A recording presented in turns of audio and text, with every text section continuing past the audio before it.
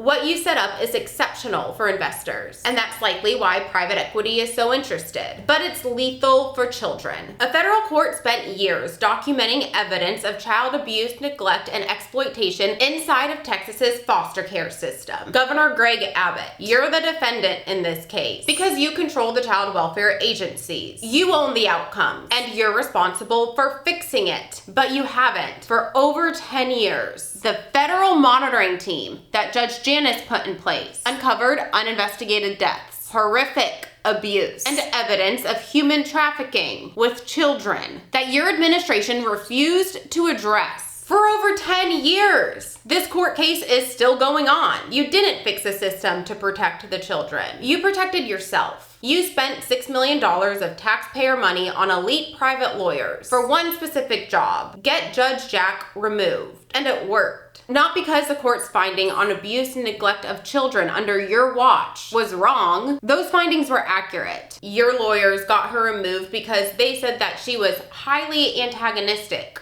of the state. She spent over a decade in this court case, watching you and the state hide the abuse, defy her orders, and leave children damaged and dead. And she said things like, "I don't know how the state sleeps at night." And that's highly antagonistic to you, Greg. Appeals Court Judge Higginson tried to sound the alarm. He said, "I worry we have concluded Judge Jack is not suited to preside over this case for precisely the reasons that she is suited to preside over this case." He warned that by turning away children, the court puts abuse and neglect safely out of the sight of the law once again. But Greg's premium price, tax-funded lawyers, won the appeal anyway, and the children lost.